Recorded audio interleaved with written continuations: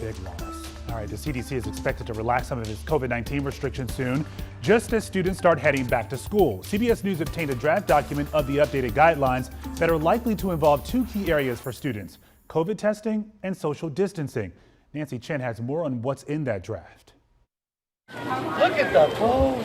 The CDC is planning to simplify and streamline a wide number of its COVID-19 recommendations, starting in the classroom.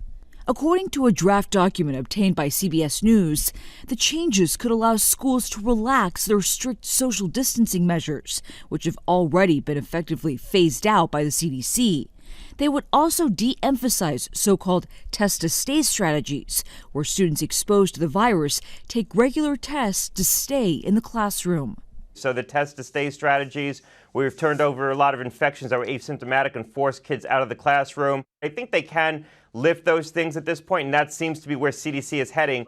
School Superintendent Michael Cornell fully supports the possible changes. What we have to focus on in school is making sure our kids experience joy, value, and connection in school.